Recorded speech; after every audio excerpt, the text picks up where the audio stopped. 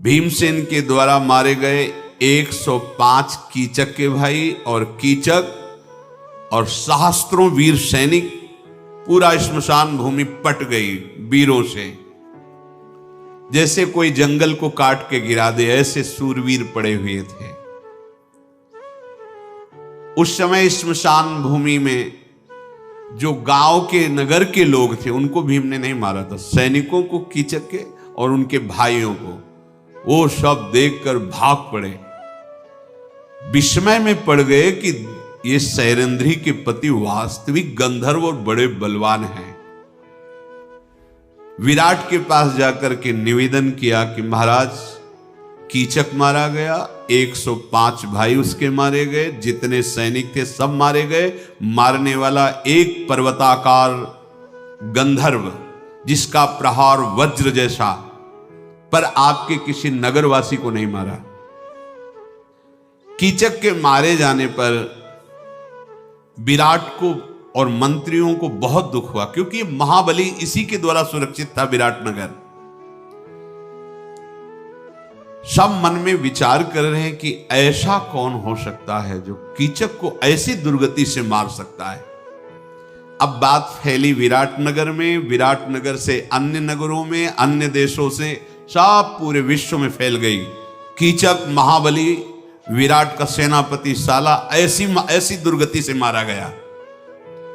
दल के दल बैठकर यही बात करते कि नहीं नहीं, कोई ऐसा गंधर्व नहीं जो इस गति से मार सके। दुर्धर्ष वीर कीचक की इस मृत्यु का समाचार वायु की तरह सब जगह फैलने लगा। अज्ञातवास की अवस्था में पांडवों का पता लगाने के लिए बहुत से शास्त्रों की संख्या में गुप्तचर अलग अलग देशों में भेजे गए थे। वो ग्रामों में, राष्ट्र में, नगरों में, जंगलों में, ऋषियों के आश्रमों में गुप्त रूप से जानकारियां लेते हुए विचरण कर रहे थे। सब वापस पहुंचे, गिने हुए 2-4 दिन ही रह गए थे। सब सभा में पहुंचे, जहां भीष्म जी, कर्ण जी, कृपाचार्य जी, द्रोणाचार्य जी, दुर्योधन, ये सब बैठे हुए थे। अलग अलग देश प्रांतों से सब गुप्तचर वापस हुए। गुप्तचर बोले, महाराज, दुर्योधन से हमने कोई देश नहीं बचा, कोई जंगल नहीं बचा, कोई आश्रम नहीं बचा, निर्जन गुफाएं, लताओं के समूह, गुल्म, कोई ऐसा नहीं बचा जहां मैंने ढूंढा ना हो। ऊंचे ऊंचे पर्वतों के शिखर, देश, जनसमूह के स्थान, शून्य स्थान, तराई के गांव, बाजार, नगर, कहीं भी पांडवों का पता नहीं लगा। आपका कल्याण है, क्योंकि आप पांडवों से ही तो भयभीत थे। मुझे ऐसा लगता है कि वो मृत्यु के गाल में समा गए। गुप्तचरों ने कहा, हमने रथियों में, हाथियों में, घोड़ों के बीच में सब जगह जा जा करके देखा, कहीं तो छुपे मिलेंगे, कहीं पता नहीं चला।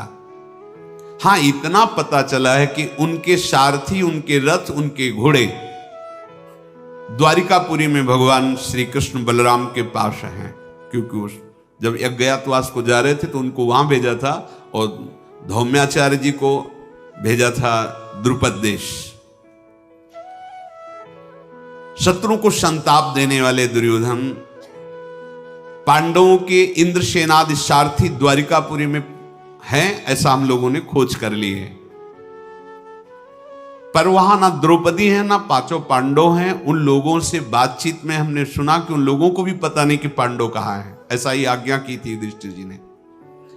इसलिए हम सबका निर्णय है कि वो मारे गए, कोई अजगर लील गया हो या दावानल में नष्ट हो गए हो, वो है नहीं, जीवित नहीं है।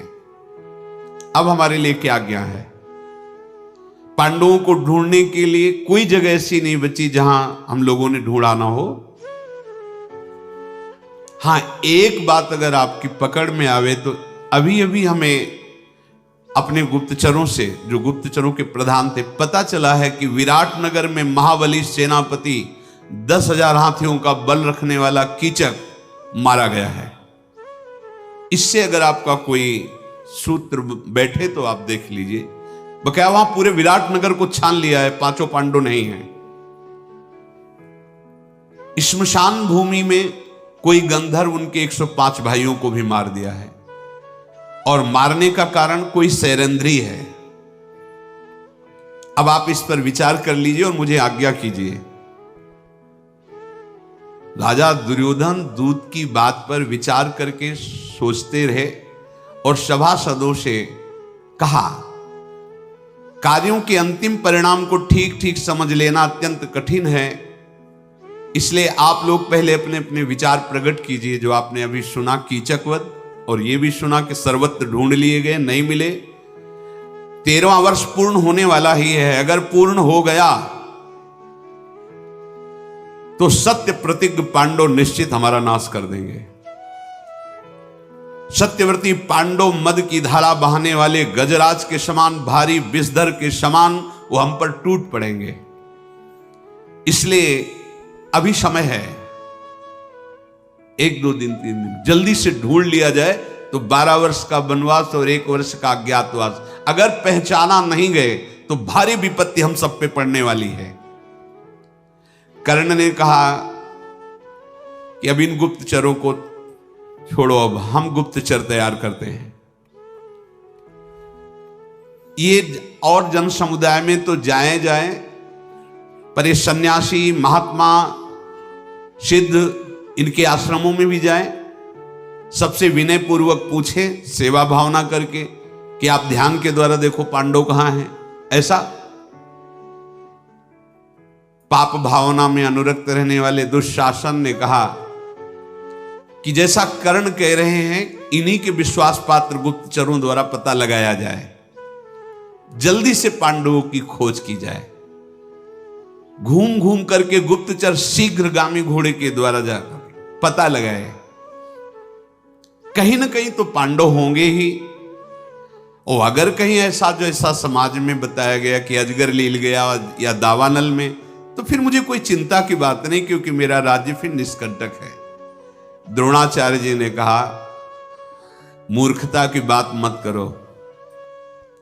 जो धर्मशील है, जितेंद्रिय है, कृतज्ञ है, धर्मात्मा है, ऐसे युधिष्ठिर को कोई अजगर ले जाए, दावानल जला दे, ऐसे शब्द भी उच्चारण मत करो। मैं अपने अनुभव की बात कहता हूं, इस समय काल की भी सामर्थ्य नहीं कि पांडवों को नष्ट कर दे। पांडव है, सुरक्षित है जहां भी हैं। खूब सोच विचार कर लो, विलंब किया तो सब मारे जाओगे। धैर्य पूर्वक विचार करो, उनकी पता लगाओ। शुद्ध चित्त, गुणवान, सत्यवान, नीतिवान, पवित्र, तेज के पुंज, धर्म का साक्षात स्वरूप युधिष्ठिर को कोई मार सके, अभी ऐसा समय नहीं आया है। इसलिए मेरी बात जल्दी सोचो, ब्राह्मणों को, गुप्तचरों को, सिद्धों को जल्दी भेजो और पता लगाओ। अगर समय पूरा हो गया तो फिर एक ही उपाय है, युद्ध, दूसरा उपाय नहीं है। भरतवंशियों में श्रेष्ठ पितामह भीष्म जी ने कहा, वेद शास्त्रों के ज्ञाता, तत्वज्ञानी, धर्मों का रहस्य जानने वाले आचार्य द्रोण जो बोल रहे हैं, परम सत्य बोल रहे हैं। पांडवों का बाल भी बांका नहीं कर सकता, ना अजगर ना दावानल। क्यों?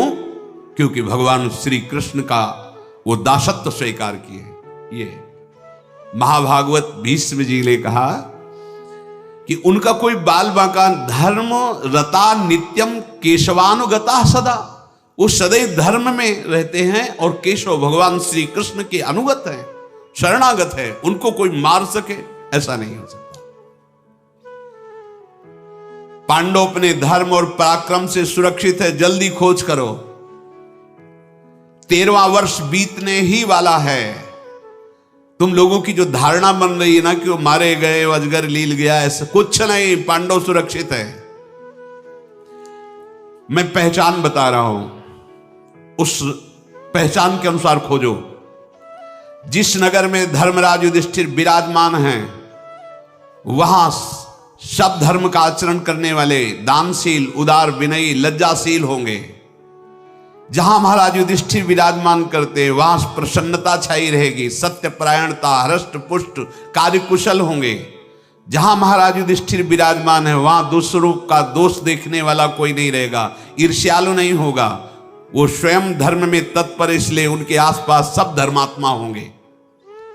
जिस जनपद में गौ सेवा अधिक हो रही हो, जहां की गौएं हष्ट पुष्ट हो, निश्चित वहां ढूंढो युधिष्ठिर विराजमान होंगे। बाहरी लक्षणों से पहचाने जा सकते हैं। जो मैं कह रहा हूं तत्काल, नहीं तो समय व्यतीत हो रहा है।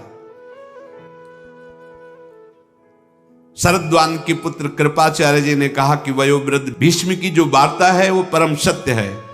मेरा भी अनुभव कि पांडव मारे नहीं जा सकते, वो जीवित है। जिसे सम्राट बनने की इच्छा हो उसे शत्रु की अवहेलना नहीं करनी चाहिए। दुर्योधन, पांडवों को साधारण मत समझो। भेष बदलकर जैसे हो, बहुत कम समय रह गया, तत्काल उनकी जो अवधि समाप्त होने वाली, उनको ढूंढ लिया जाए। अज्ञातवास का समय पूर्ण ही हो गया ऐसा समझो, और पूर्ण हो गया तो कुंती के महाबली अति पराक्रमी महात्मा पांडव सर्वनाश मचा देंगे, कोई रोक नहीं सकता।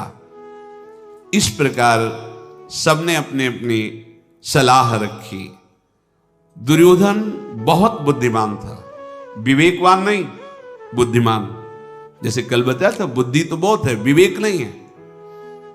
वो शांत बैठा रहा, सबकी बात सुन करके उसने कहा ध्यान देकर मेरी बात सुनो। पूरे मृत्यु लोक में, पूरे राक्षसों में, दैत्यों में 4 महाबली हैं। पूरी मृत्यु लोक में और दैत्यों में, जो इंद्र के समान बल धारण करते हैं। बल में उनकी समानता करने वाला पृथ्वी में कोई नहीं है, न दैत्य लोक में कोई है। बराबर बलशाली 4 हैं।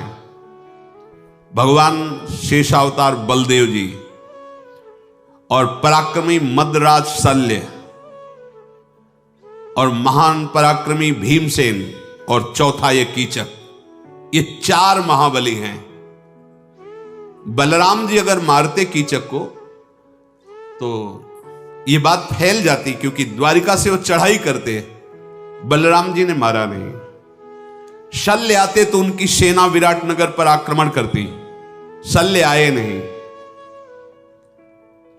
चौथा कीचक मारा गया है तो बचे भीमसेन।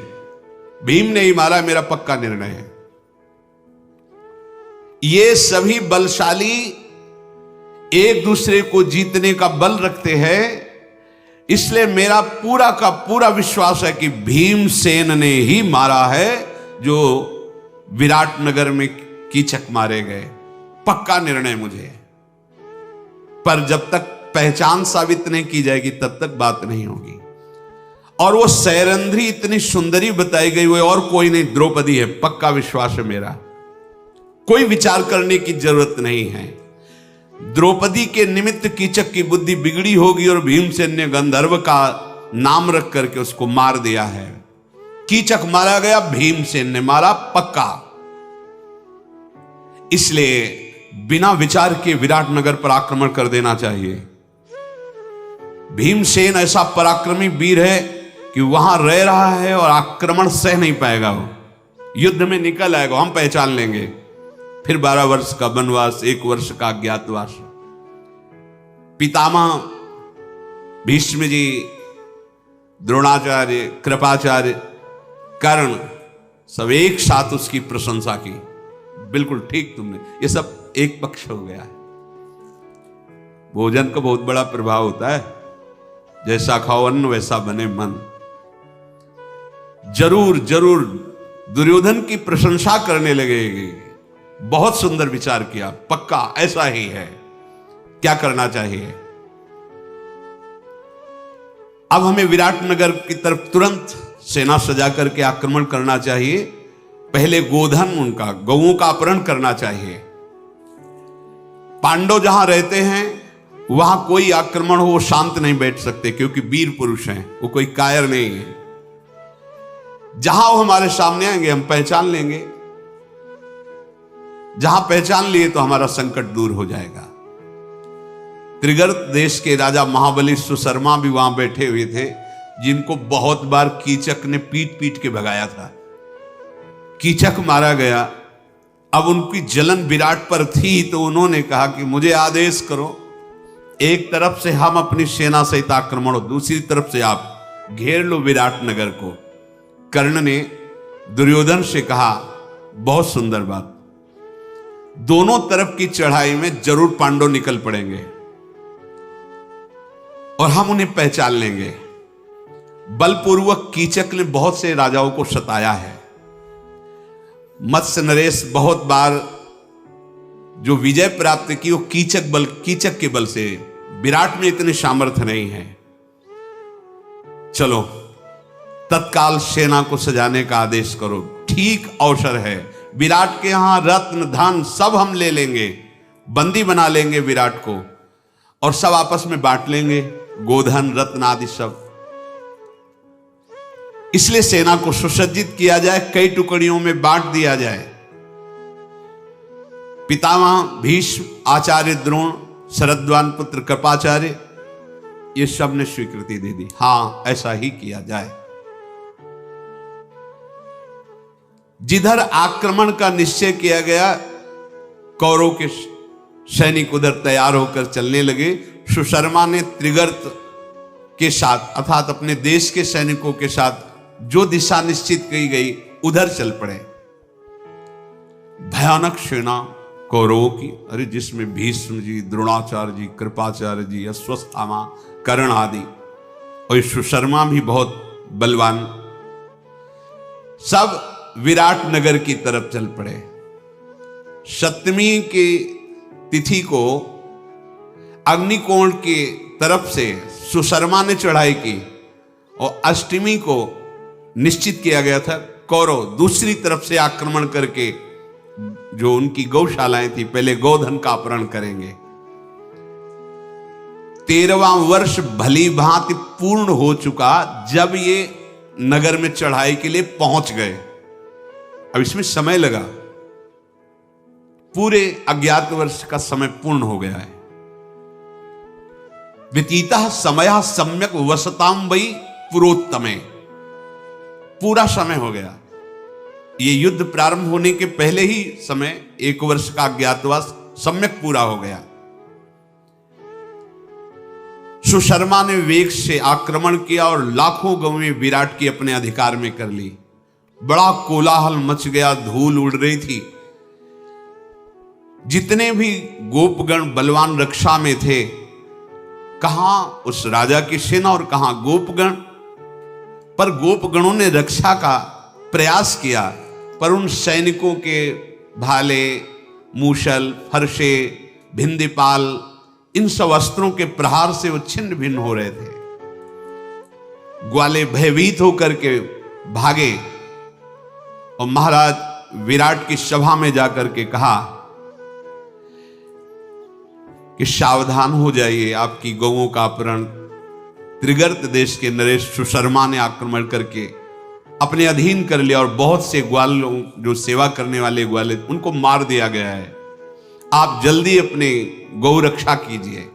हमारा तिरस्कार करके उन्होंने हमारे भाइयों को मार दिया, गोप जनों को, और गौओं को हाँक कर लिए जा रहे हैं। आप छुड़ाने की चेष्टा कीजिए, नहीं आपका यश और आपकी गौएं ये दोनों आपके हाथ से चली जाएंगी। राजा तो एकदम घबरा गए। तत्काल, ये पहले से पता हो तो तैयारी होती, रथ, हाथी, घोड़े, पैदल सबको तत्काल आदेश किया सैनिक तैयार हो जाएं। वो सुवर्णमय रथ पर स्वयं विराट विराजमान हुए और अपने जो परिकर के भाई बंधु थे उनको तैयार किया। जब रथ जोत रहे थे तो कंक ने कहा युधिष्ठिर जी ने कि हमें ऐसा लगता है कि आपके यहां जो घोड़ों की रक्षा करता है और जो गौओं की रक्षा करता है और जो रसोइया है, ये महावीर हैं, इनके लक्षणों से पहचान में आता है। और महाराज, मैं 4 प्रकार के धनुर्वेद की प्रकांड जो पद्धतियां हैं उनका मैं ज्ञाता हूं, केवल पासे ही चलाना नहीं जानता हूं। आप अनुमति दीजिए कि मैं आपका रसोइया और आपकी जो घोड़ों की सेवा में और जो गौ की सेवा में, अर्थात नकुल सहदेव, ये चारों आपके साथ हो जाएं तो आपकी सुरक्षा अच्छी हो जाएगी।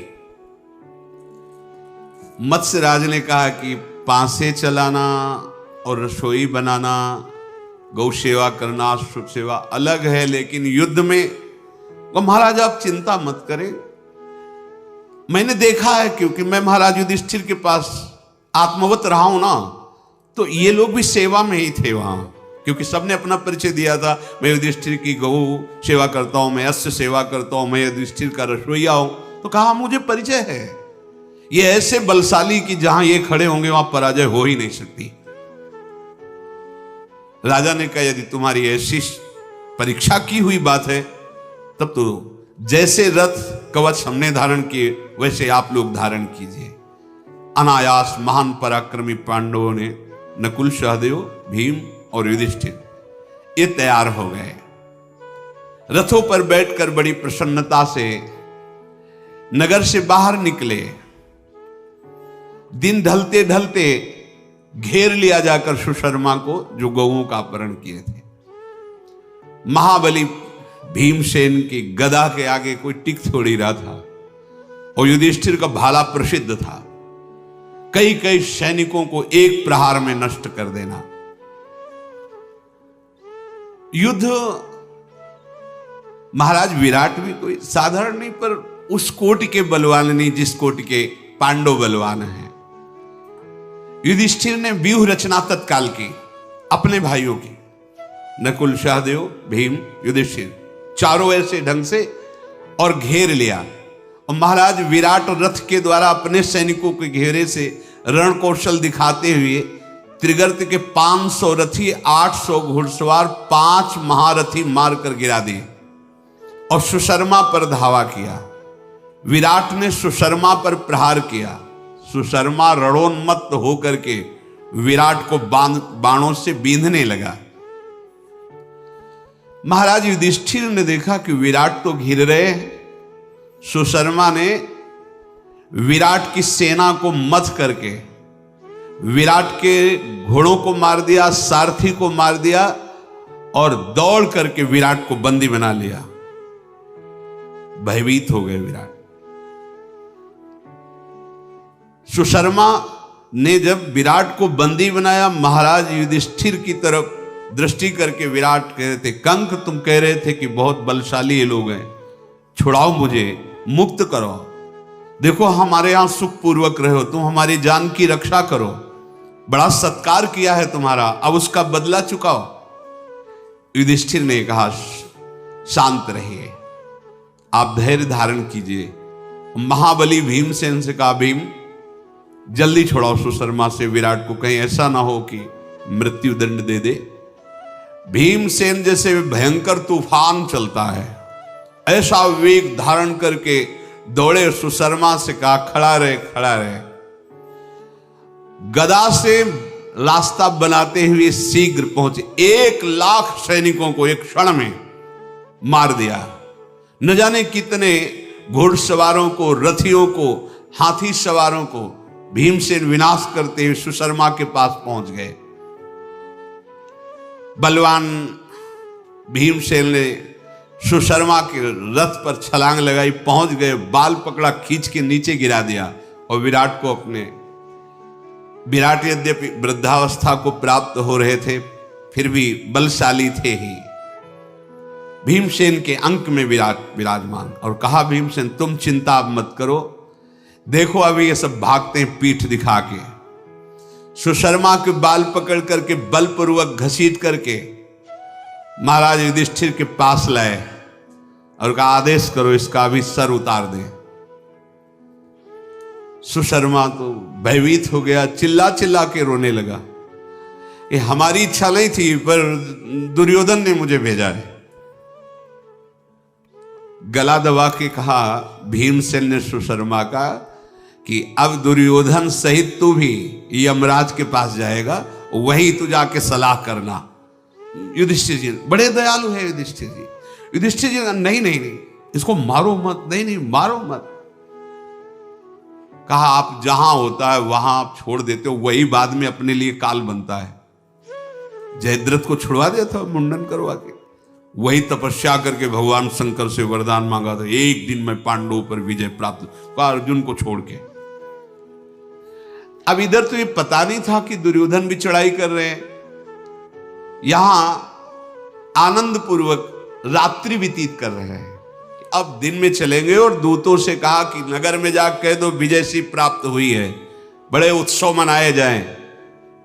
इधर दुर्योधन, क्योंकि सप्तमी को ये युद्ध सुशर्मा और अष्टमी को उनका था, वो पूरे द्रोणाचार्य, भीष्म पितामह, बड़े बड़े महापुरुष, अरबों की संख्या में सब। एक दूत भाग करके आया और कहा कि लाखों गौओं को अधीन बनाते हुए कौरव सेना विराट नगर की तरफ बढ़ रही है, और ये सब पांडव, नकुल सहदेव, भीम, युधिष्ठिर, विराट और सेना, ये त्रिगर्त सुशर्मा की सेना को परास्त करके उधर ही पड़ाव डाले हुए, नगर में नहीं है। भाग करके नगर में आया तो राजकुमार उत्तर केवल नगर की रक्षा में थे, और ये बहुत ही सुकुमार तत्व समझो, बहुत ही सुकुमार थे। ज्यादातर ये महल में ही रहते थे, दास दासियां और पत्नियां उनके बीच में हंसी मजाक हो, ऐसे रहना, और अपनी बड़ाई मारते रहते थे। इस बीच में तो ग्वाला भाग करके आया और उसने कहा, राजभवन में जाकर के देखा, वहां तो युद्ध हो रहे हैं और ये विनोद कर रहे हैं अपनी स्त्रियों से, दासियों से, ऐसे बैठे हंसी मजाक। महाराज की जय हो। उत्तर से, उत्तर ने कहा, हाँ क्या सूचना लाए हो? बोले, उधर तुम्हारे पिता युद्ध में, इधर कौरवों की सेना आ चुकी है और आपके गोधन का अपहरण करके विराट नगर की तरफ बढ़ रही। राजकुमार, आप तो महाबली है ना? उसने कहा, हाँ महाबली तो हूं ही। तो बोले, आप कौरवों की सेना को रोकिए, चल के परास्त कीजिए, चल करके आप अपने गोधन को छुड़ाइए और नगर की रक्षा के लिए। अब स्त्रियों के सामने क्या कहे? कुछ लोग ऐसे होते हैं जो वीरता स्त्री और बच्चों के बीच में, और जब वीरों के सामने पहुंचते हैं तो पसीना आ जाता है। उन्होंने कहा कि युद्ध तो मैं कर सकता हूं कौरवों से, भीष्म से भी कर सकता हूं, मैं सुयोग्य हूं, इस समय मैं राष्ट्र का स्वामी हूं, क्योंकि महाराज युद्ध में गए तो पूरा अधिकार मेरे हाथ में है। अगर मेरे पास कोई उत्तम सारथी होता तो मैं अर्जुन जैसी वीरता दिखा सकता था। तो सैरंध्री द्रौपदी जी वही थी, देखा ऐसे और कहा, अर्जुन जैसी वीरता दिखा सकते? बोले, सैरंध्री तो तुम हमें छोटा मोटा वीर समझती हो। बोले, नहीं मैं तो महावीर समझती हूं तुमको, लेकिन अर्जुन को कभी देखा है? कहा, देखा नहीं पर सुना है, मैं अर्जुन जैसी वीरता दिखा सकता हूं अगर सारथी मिल जाए। उत्तर ने स्त्रियों के बीच में अपनी बड़ाई, मैं ऐसा बोली, बड़ी उत्साहजनक प्रशंसाजनक बातें की। उस ग्वाले ने कहा, महाराज यहां बैठ के प्रशंसा करने का समय नहीं, सेना आगे बढ़ती चली आ रही, आप कुछ कीजिए। उन्होंने कहा, कोई सारथी होता तो चल देते, अब सारथी कोई नहीं है, हमारे योग्य सारथी चाहिए। युद्ध के लिए तो मैं पूर्ण समर्थ हूं, पर सारथी चाहिए। जैसे वज्रधारी इंद्र दानवों को भयभीत करते हैं, वैसे मैं शांतनु नंदन भीष्म को, दुर्योधन को, द्रोणाचार्य को, कर्ण को, अश्वत्थामा को, सबको भयभीत कर दूंगा। बृहन्नला दूर खड़ी थी, हंस रही थी देख देख के कि अभी देखा नहीं होगा तुमने भीष्म आदि को, इसलिए ऐसा मेरे सामने क्या 2 मुहूर्त में सबको परास्त कर दूंगा। जब ऐसी वो डींग हाक रहे थे तो सैरंध्री नजदीक आई और कहा, राजकुमार आपकी बातें सुन के तो आपको ऐसा लगता है विश्व के अद्वितीय वीर आप हैं। हां, तुम्हें कोई संशय? तो बोले, आप कुछ वीरता भी तो दिखाइए ना, बार बार ग्वाला कह रहा है कौरववंशिया है, सारथी नहीं है कोई, इसलिए नाचना ना आता हो। तो बोले, आंगन टेढ़ा है इसलिए मैं नाच नहीं सकता, वैसे तो मैं बहुत अच्छा नाच लेता हूं। हाँ, सैरंध्री ने कहा, सारथी की व्यवस्था मैं कर दूं। जो खांडो प्रस्थ को जलाने वाले गांडीव धनुषधारी अर्जुन हैं, उसी के बल से खांडो प्रस्थ जला, ऐसा सारथी। कौन है? अपने घर में रहने वाली बृहन्नला, ये सारथी बोलेगी। राजकुमारियों को नचाती ये सारथी। मान लो द्रौपदी ने कहा, जो सैरेंद्री थी, मान लो कि साक्षात अर्जुन ही है, ऐसी कला इसमें है, अगर ऐसा है तो देख लो प्रयास करके, राजी हो। अब तो डर लगने लगा कि सारथी भी मिल रहा है। जिन दिनों अर्जुन की सहायता भगवान श्री कृष्ण दावानल रूप महान खांडोवन को जलाया, तो यही थे प्रधान, यही थे जिसे बृहन्नला समझ रहे हो, यही सारथी थे। उत्तर ने कहा, वैसे इसको सारथी बनाना तो मुझे शोभा नहीं देगा कि एक नपुंसक सारथी हो, पर अगर तुम्हें अनुभव है ऐसा तो तुम देख लो, बात करो। द्रौपदी ने कहा, हमारी तो बात हो गई है, क्योंकि हम वहां थी जब महाराज युधिष्ठिर के यहां ये सारथी थे ना, तो वहां मैं सेवा में रहती, मैंने देखा है इनका बल, आप आदेश करो, तैयार करें। उत्तर ने कहा, तो फिर भी मेरा बल देख लेना, अगर सारथी मिल गया तो कौरव हार गए निसंदेह। सैरेंद्री ने कहा कि अपनी बहन से बोलो कि जाके प्रार्थना करे बृहन्नला से। तो उत्तर ने उत्तरा से कहा, बहन तुम जाओ और प्रार्थना करो कि वो हमारी सारथी बन जाए। उत्तरा नजदीक गई और अर्जुन से प्रेम पूर्वक बोली, बृहन्नले, हमारे राष्ट्र में बड़ा संकट उपस्थित हो चुका है, पिताजी दूसरी दिशा में युद्ध में हैं और कौरव पक्ष बहुत बलवान आक्रमण करते, और मेरे भैया बड़े वीर हैं, आप उनकी सारथी बन जाएगी बस थोड़े दिन के लिए। अभी उनका सारथी नहीं है, इसलिए वो ऐसा कह रहे हैं। बृहन्नले, अगर सारथी बन गई तो युद्ध कला में मेरे भैया कितने प्रवीण, ये तुम देख लोगी। उत्तरा ने कहा, सुना है तुम अर्जुन के सारथी रहे हो। होगा, हां मैं सारथी रहा हूं, तुम्हारी इच्छा ऐसी है तो ठीक है, मैं स्वीकार करता हूं। राजकुमार तैयार हो, तुम कवच बांधो, धनुष लो, और मैं सारथी के पद पे बैठता हूं। घोड़ों की लगाम संभाली, बैठ गए। अब वो तो सर्वगुण संपन्न साक्षात गांडीव धनुषधारी अर्जुन है। देर नहीं लगा, सामने पहुंचा दिया। वो खड़े होके जे ही देखा भीड़ तो कांपने लगे, पसीना आ गया, बैठ गए और कहा, बृहन्नला देखो, हम स्त्रियों के बीच में तो बोल के आ गए, मेरी सामर्थ्य नहीं कि मैं खड़ा रह सकूं। अरे बोले, महाराज आप तो बड़ी वीरता की बातें कर रहे थे, अभी तो हमने परिचय ही नहीं दिया।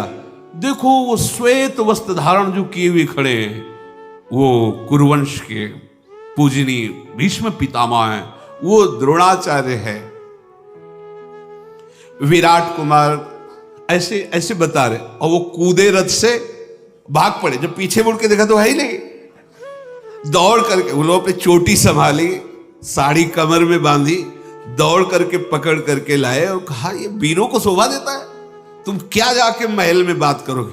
बोले, मुझे जीवित रहना है, मुझे मरना नहीं है ऐसे महावीरों से।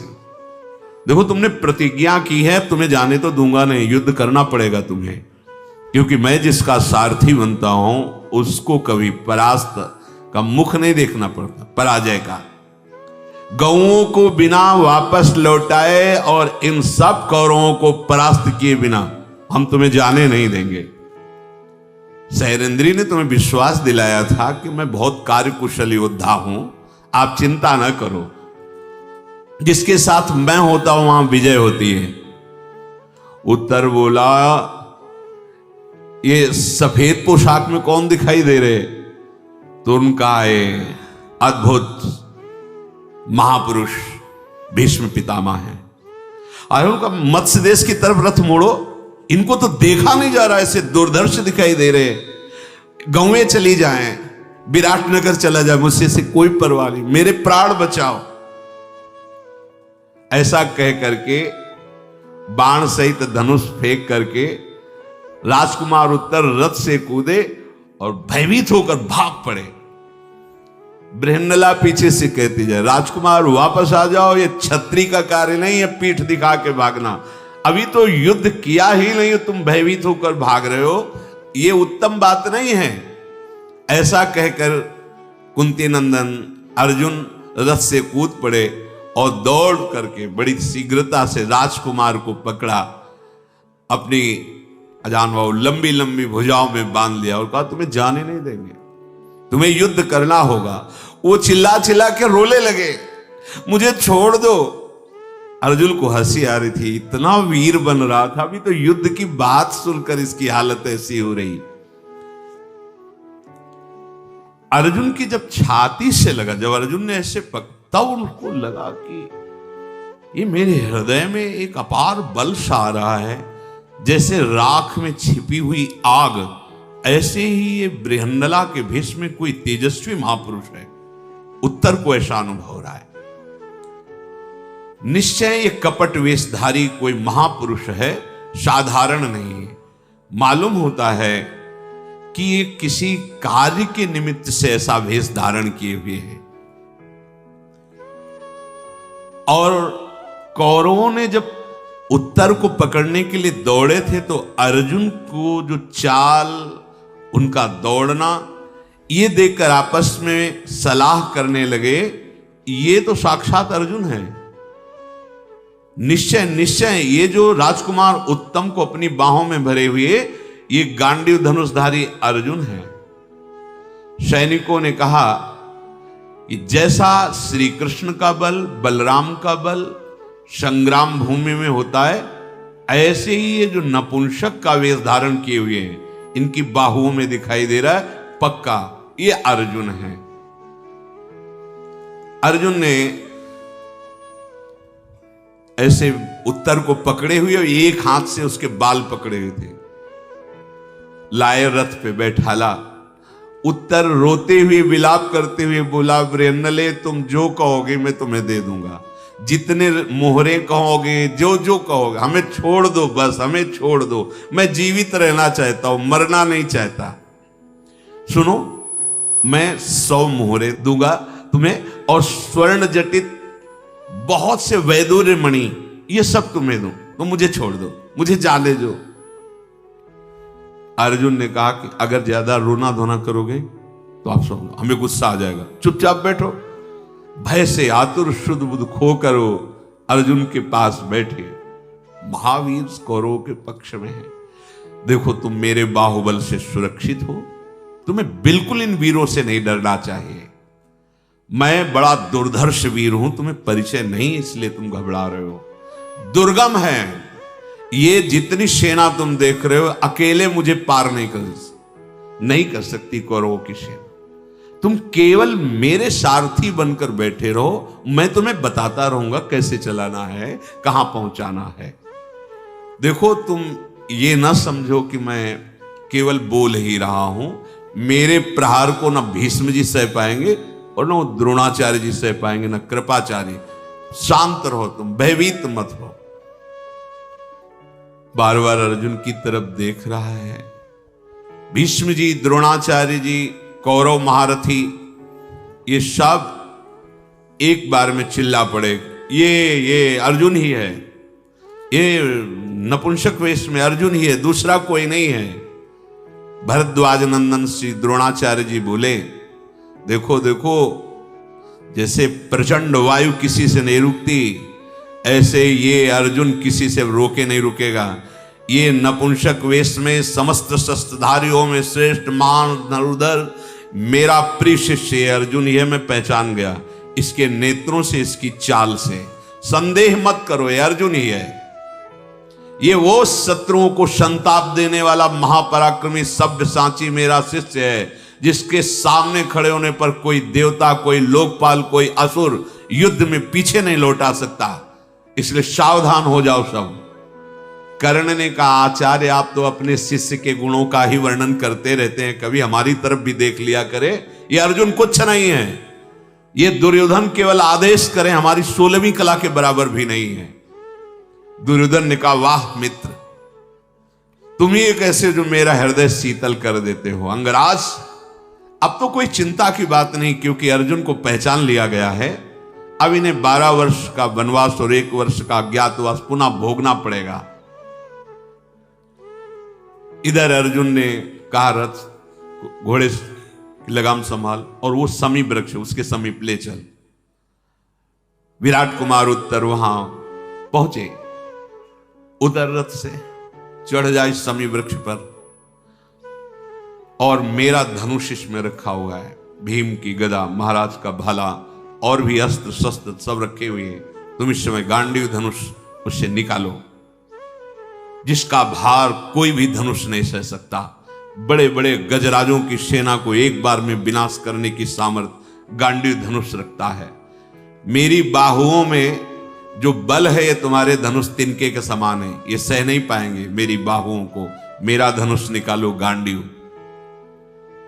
उत्तर देख रहे, तुम्हारा गांडीव? अभी तो तुम कह रहे थे अर्जुन के सारथी, फिर गांडीव धनुष तो अर्जुन का है। बोले, इसमें युधिष्ठिर जी के, भीम के, नकुल के, सहदेव के भी अस्त्र शस्त्र रखे हुए हैं। इसमें हमारा कवच भी रखा हुआ है। लाखों धनुष मिलकर के भी हमारे गांडीव धनुष की समानता नहीं कर सकते। चढ़ो इस पे। वो दूर से लाश दिखाई दे रही, हम राजकुमार कोई लाश ढोने वाले थोड़ी कि हम चढ़ जाएं। हम नहीं चढ़ेंगे, हम अपवित्र हो जाएंगे। अर्जुन जी ने कहा, राजकुमार, ये लाश दूर टंगी है, वो जहां एक खोखा सा बना हुआ है उसके अंदर है धनुष, तुम जाओ, परम पवित्र है वो स्थान, डरो मत। मैं ऐसी कोई आज्ञा नहीं करूंगा जो तुम्हारे कुल के विपरीत हो। अर्जुन के ऐसा कहने पर विवश होकर रथ से उतरकर समी वृक्ष पर गए और वहां पत्तों और तृणों में लिपटे हुए अस्त्र रखे हुए थे, नीचे उतारा। बहुमूल्य रत्नों से जटित उन सब अस्त्रों को देखा तो अर्जुन जी ने एक धनुष को कहा, इसके पत्ते और तृण हटाइए। जे ही हटाया तो ऐसे प्रकाशित हुआ मानो आग साक्षात मूर्तिमान तेजो रूप होकर। तेषाम विमुच्य मानानाम धनुषा मर्क वर्चसाम विनिश्चेरु प्रभा दिव्या ग्रहाणा मुद इश्वे। बोले, ऐसा खोलने पर तेज प्रकट हुआ मानो समस्त ग्रह सूर्य आदि तेज एक साथ प्रकाशित हो गए हो। गांडीव धनुष।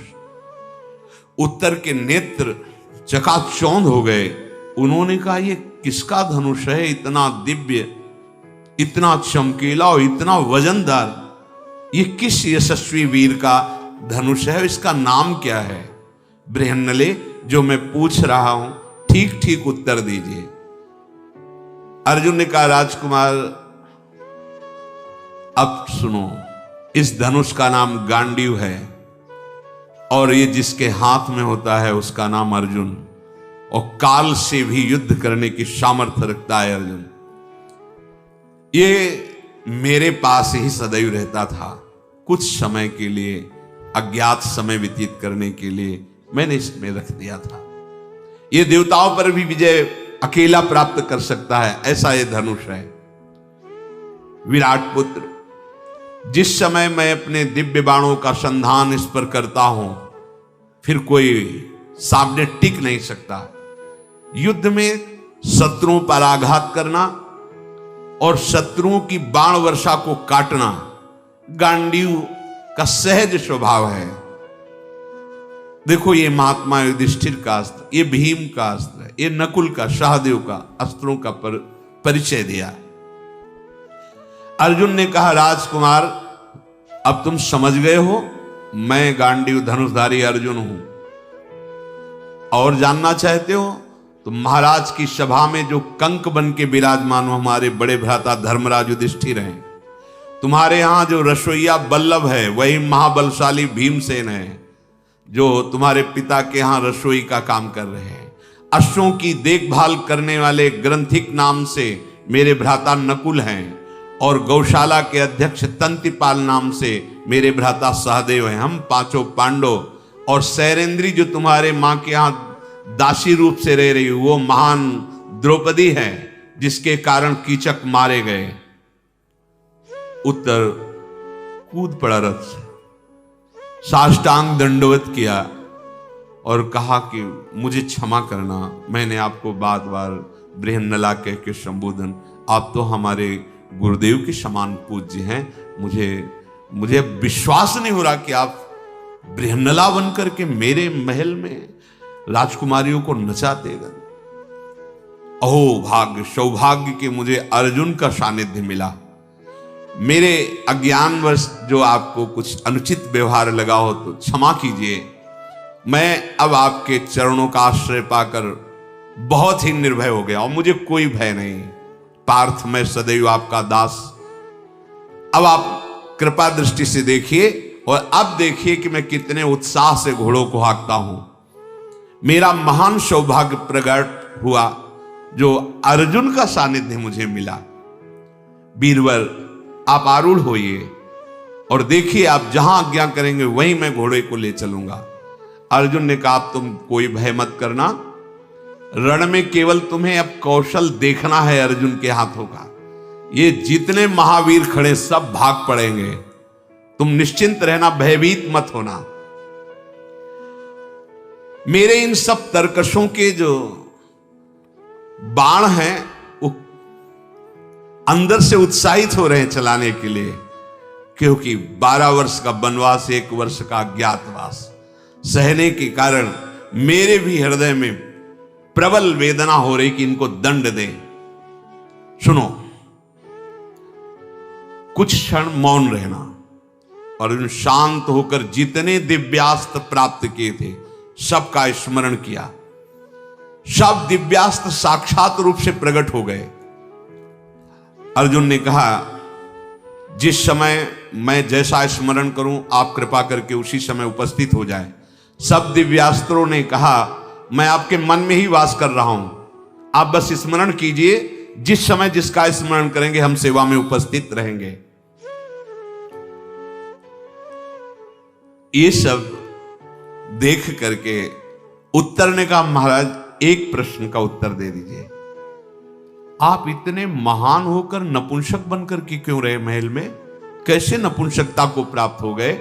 मेरी ये बात समझ में नहीं आ रही। आप बाहरी वेश छुपा लेते, लेकिन परीक्षण हुआ था आपका, आप नपुंसक थे, आपका परीक्षण पिताजी ने कराया था, आप नपुंसक थे, तो बाहरी भेष ही नहीं, आप वास्तविक नपुंसक थे। ऐसा कैसे हो सकता है कि परीक्षण भी सही हो और आप अर्जुन भी हो?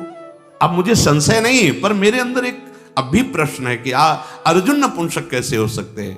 तो अर्जुन ने बोला, मैं उर्वशी के शाप से नपुंसक भाव को प्राप्त हुआ था। पूर्व काल में भाई युधिष्ठिर की आज्ञा से देवलोक गया। उस सभा में उर्वशी ने मेरे को देखा, मैंने उर्वशी को देखा, पर मेरा देखने का हेतु था कि वो मेरे वंश की मूल हेतु जननी है।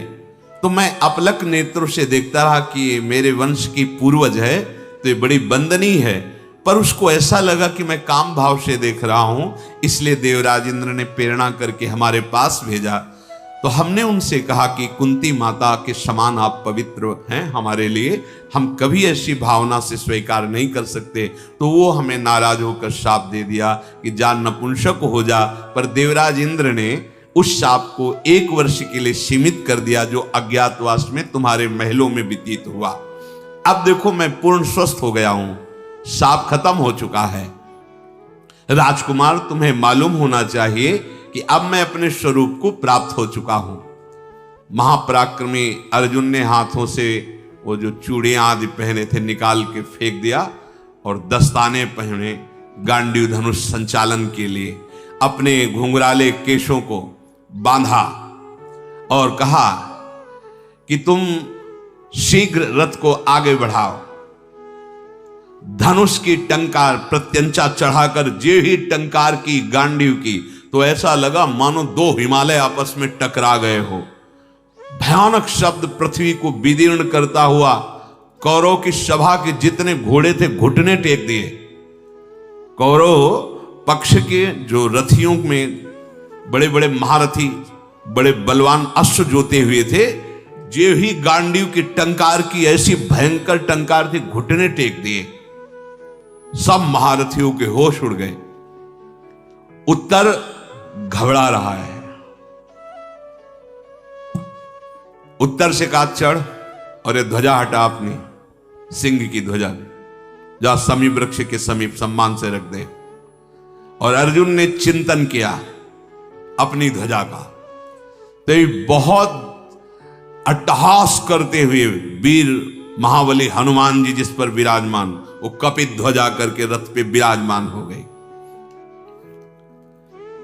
जे भी कपित ध्वज विराजमान हुआ, अर्जुन ने कहा घोड़े और नजदीक ले चलो। महाबली अर्जुन अपने देवदत्त नामक शंख को जे ही बजाया तो सबके रोंगटे खड़े हुए। ऐसा भयानक शंखनाद, वेगशाली घोड़े थरथराने लगे।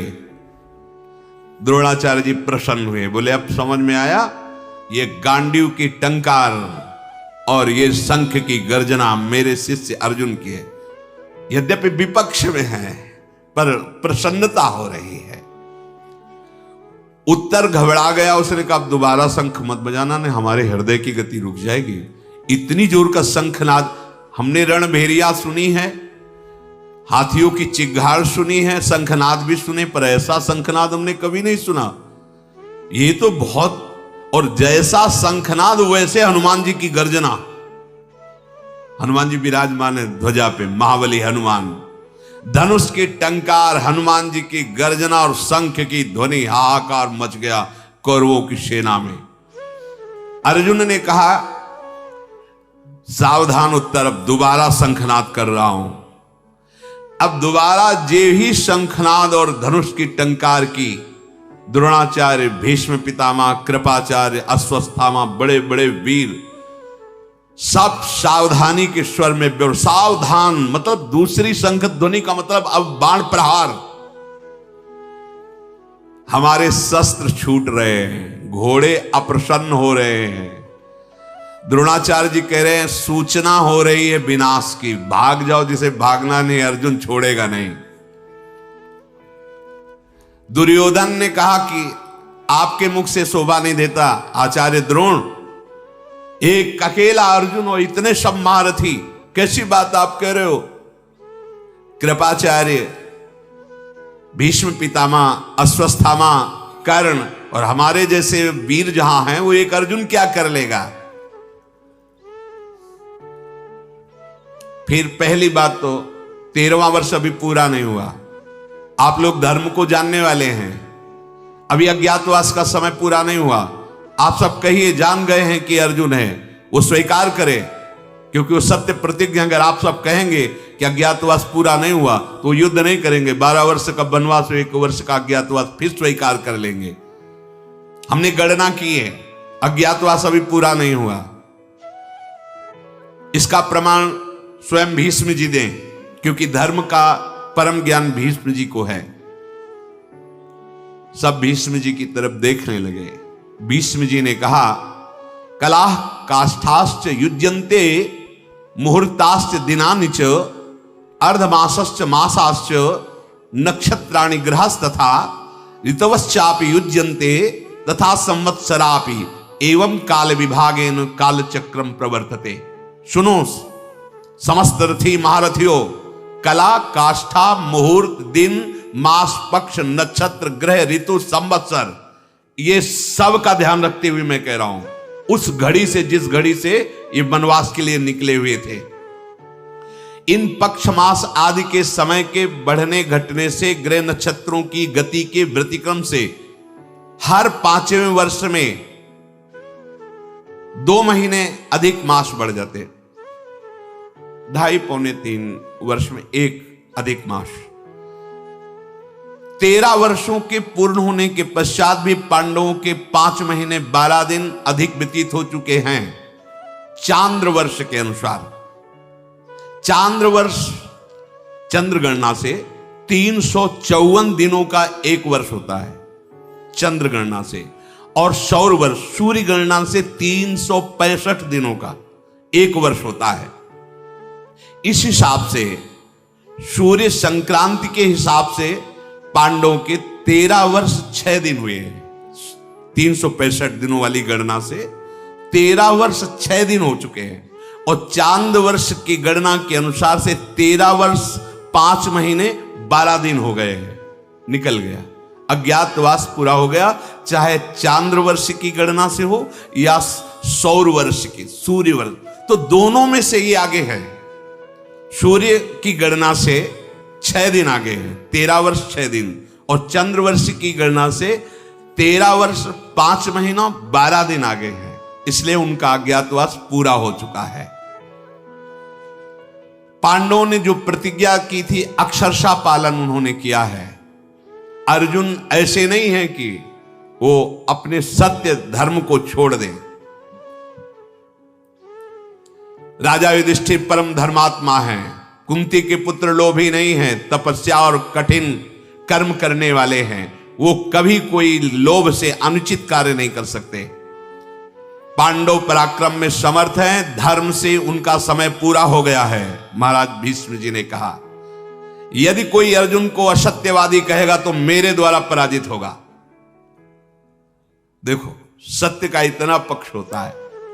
एक एक मुहूर्त तक की मैं गिनती करके कहता हूं, सूर्य के अनुसार 13 वर्ष 6 दिन और 5 वर्ष 12 दिन, 13 वर्ष 5 महीने 12 दिन चंद्र गणना के अनुसार। अब इसका कोई विरोध करे, साबित करे आकर। अगर उनको असत्यवादी कहता तो मैं मृत्यु दंड दूंगा। अब तो सब शांत। तो फिर युद्ध की व्यवस्था करो, दुर्योधन ने कहा। बिना युद्ध के अब कोई बात बनने वाली नहीं।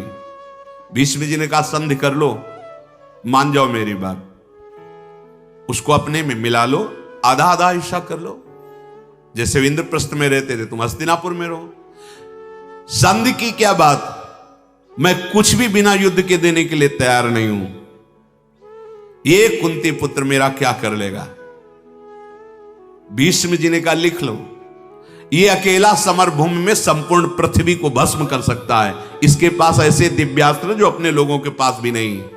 कौरव संपूर्ण रणभूमि में जोर लगा दे तो भी कुछ भी नहीं कर सकते अकेले अर्जुन का। दुर्योधन ने कहा, मैं कुछ नहीं दे सकता, संधि कर नहीं सकता। अब आप शीघ्र वही उपाय बताओ जिससे युद्ध में विजय हो। भीष्म जी ने कहा, अगर युद्ध ही करना चाहते हो तो मेरी बात सुनो। तुम हमारे राजा हो, 1/4 हिस्सा सेना का लेके चलो हस्तिनापुर, यहां टिको मत। 1/4 सेना का हिस्सा अपनी सुरक्षा के लिए लो, निकल पड़ो हस्तिनापुर।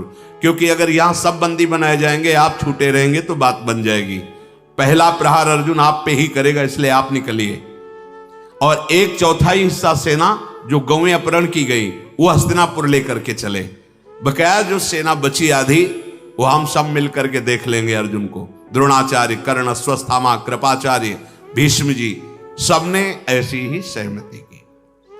भीष्म जी की बात सबको पसंद आई। दुर्योधन ने तत्काल ऐसा किया, एक टुकड़ी सेना ली और हस्तिनापुर के लिए चल दिया।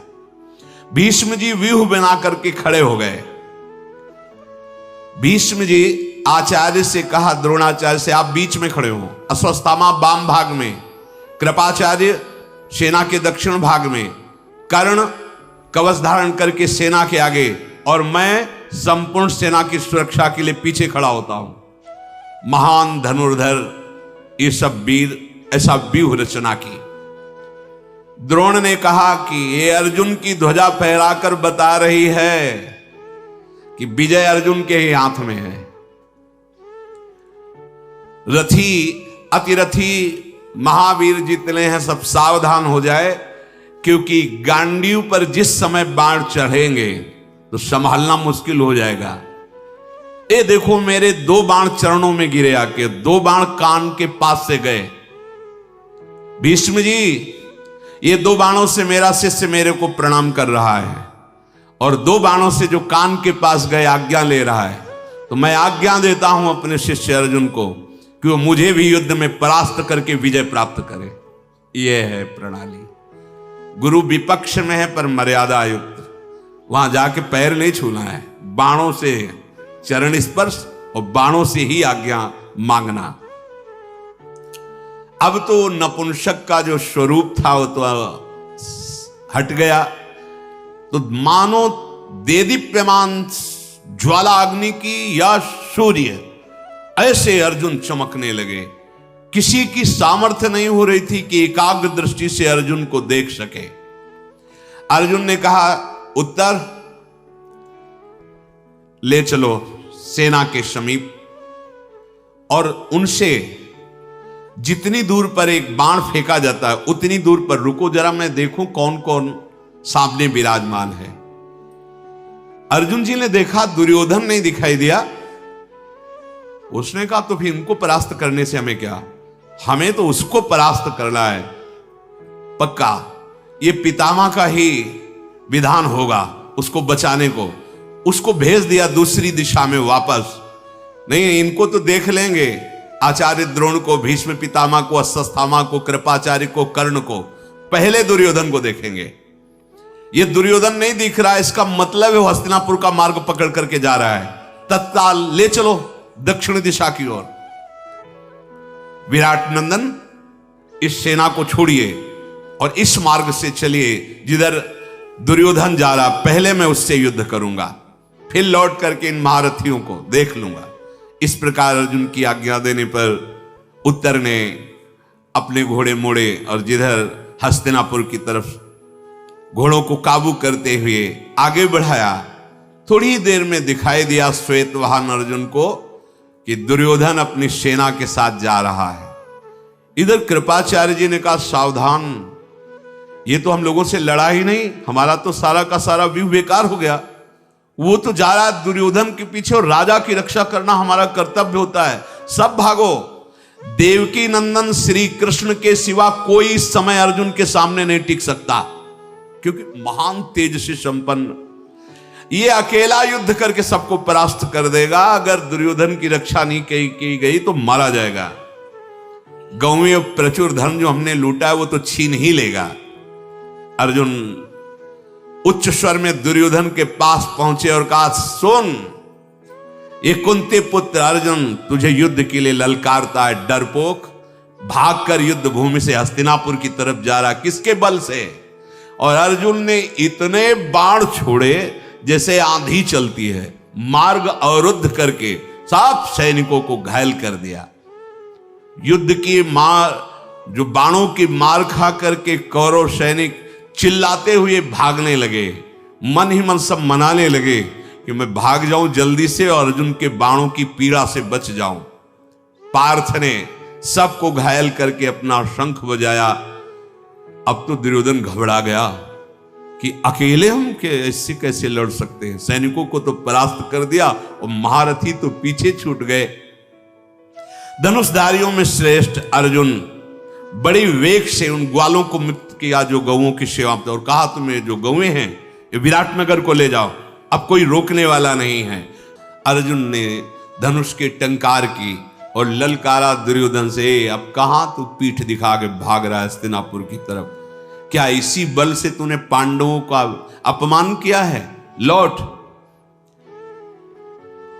कर्ण आ गया, क्योंकि कर्ण ने देखा कि अर्जुन उधर जा रहा है। तो धनुर्विद्या में अर्जुन और कर्ण समान हैं, पर कर्ण ने अधर्म का पक्ष ले रखा है और अर्जुन ने दिव्यास्त्र प्राप्त किए हैं और तप पूर्वक धर्म का आश्रय लिया है। इसलिए कर्ण कमजोर हो जाता। बकाया कर्ण किसी भी, भगवान परशुराम जी से दिव्यास्त्र प्राप्त हो, किसी भी उसमें कम नहीं अर्जुन से।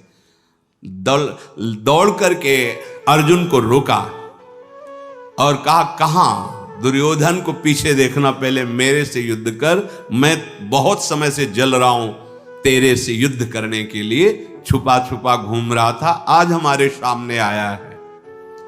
अर्जुन को याद आ गया सभा में द्रौपदी को जो कड़वे वचन बोले थे जब दुशासन घसीट के ला रहा था। बाणों की वर्षा कर दी, देर न लगी, उसके सारथी को मार दिया, घोड़ों को मार दिया, ध्वजा काट दी।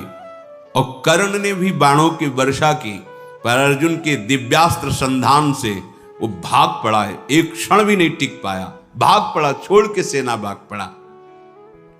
जितने भी सैनिक थे मानो जैसे पानी की वर्षा हो रही, ऐसे बाणों की वर्षा करके सबको घायल कर दिया।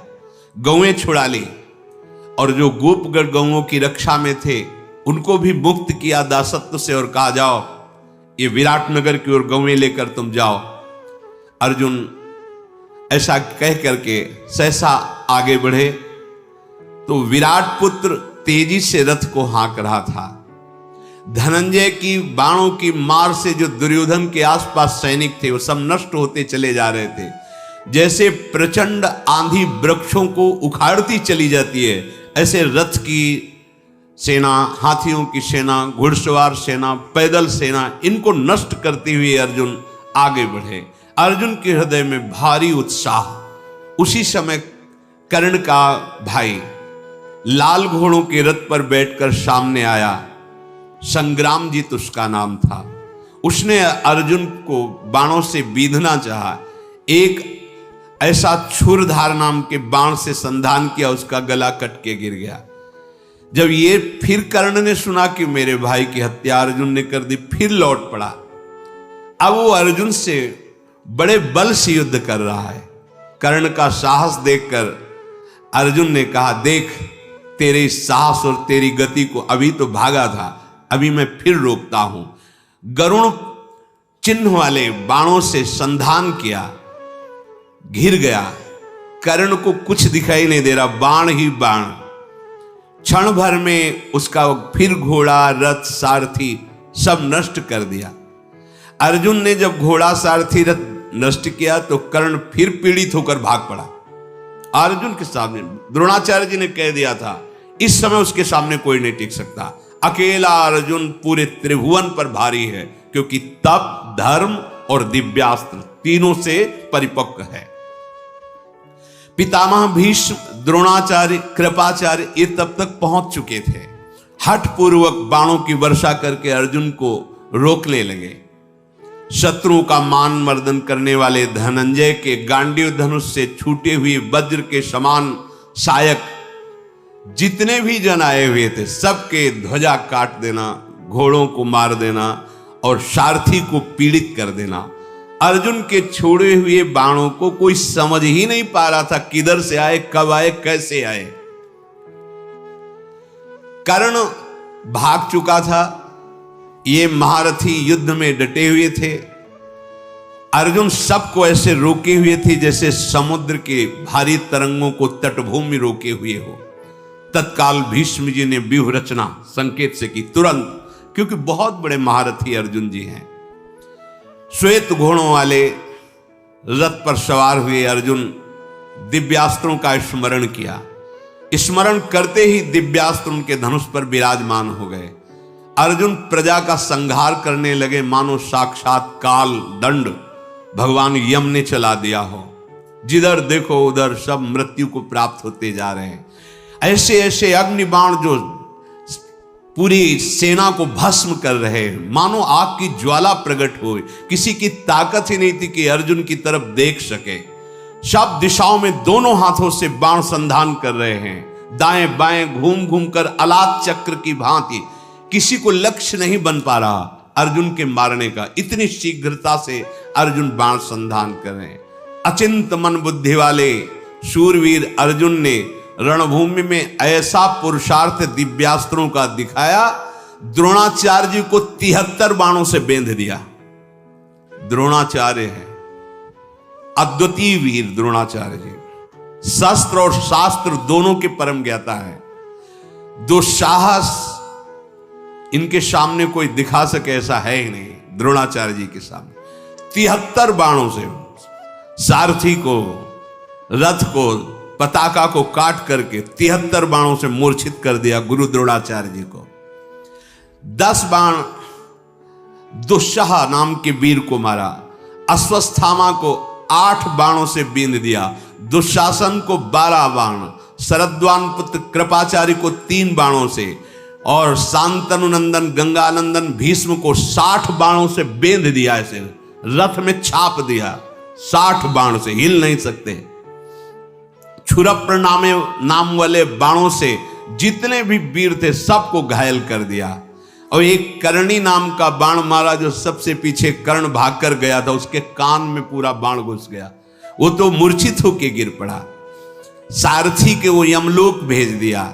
ऐसे महान धनुर्धर अर्जुन ने जो रूप दिखाया, भीष्म जी मूर्छित, कर्ण तो मूर्छित है ही, द्रोणाचार्य कोई होश में नहीं है, सबको घायल करके गांडीव धनुषधारी अर्जुन उत्तर से बोले हो गया, अब यहां कोई लड़ने वाला नहीं दिखाई दे रहा है। अश्वत्थामा, कृपाचार्य, माननी, बाल्मीक, सोमदत्त, ये कौरव के बड़े बड़े योद्धा, ये सब मूर्छित पड़े। जिसका वस्त्र चाहो उतार लाओ। राजकुमारी उत्तरा कह रही थी ना गुड़िया बनाने के लिए, जा उतार के लाओ। स्वर्णमाला से मंडित ध्वजा से शत्रुओं का तिरस्कार करने वाले अर्जुन, अब जिसको होश आता तो अर्जुन की तरफ नहीं बढ़ता, हस्तिनापुर की तरफ बढ़ता। मान लो जिसको चेतना जागृत हुई, रथी वो सारथी मरा हुआ पड़ा तो रथी ही रथ हाथ के भाग रहे, कोई वहां नहीं। जब तक मूर्छित रहे वस्त्र जिन जिन के बकाया सब अर्जुन सिंहवत खड़े रहे। उस समय अर्जुन की तरफ लौटने वाला कोई वीर नहीं था। भीष्म जी भी मूर्छित ऐसे रथ में बाणों से बिंधे हुए, सब हस्तिनापुर की तरफ वापस। उत्तर से कहा राजकुमार हो गया, तुम्हारी गौएं विराटनगर पहुंच गई, तुम्हारे शत्रु पीठ दिखा के, अब तुम आनंद पूर्वक नगर की ओर चलो। अर्जुन उस समय युद्ध में समस्त कौरव महावीरों को परास्त करके गोधन लौटा कर आ रहे हैं। कौरव दल के जो कुछ सैनिक वहां छुपे हुए थे वो भाग करके आए, अर्जुन के सामने अस्त्र रख करके घुटने के बल होकर के कहा मुझे मारना नहीं, मैं आपकी शरण में हूं, आप धर्म का रहस्य जानने वाले हैं। आप अपने केश खोल दिए, अस्त्र रख दिए और शरणागत भाव में हो गए। सबके सब अर्जुन के आगे घबराए हुए बोले मुझे मारना नहीं, मेरे प्राणों की रक्षा कीजिए, हम सदैव आपके द्वारा रक्षा पाने योग्य हैं। अर्जुन ने कहा युद्ध धर्म कहता है कि जो अपना अस्त्र नीचे रख दे, कक्ष खोल दे, अर्थात धोती की कांच खोल दे, बाल खोल दे, उसको कभी वध नहीं करते। तुम निश्चिंत हो जाओ, ऐसी गति में हम तुम्हें बिल्कुल दंड नहीं देंगे, जाओ तुम कुशल पूर्वक घर जाओ, कोई संकट नहीं, हमारा जो कार्य था वो हो चुका है। सैनिकों ने अभययुक्त वाणी सुन करके कहा तुम्हारी आयु बढ़े, तुम्हारी कीर्ति बढ़े और तुम ही हमारे राजा बनो। ऐसा हस्तिनापुर के सैनिकों ने आशीर्वाद देते हुए प्रणाम करके वापस हुए। अर्जुन उनको जीवन दान देकर विराट नगर की ओर लौट रहे हैं। कौरव सेना शत्रुहंता पार्थ की मार से पीड़ित होकर सब वापस हो गई है।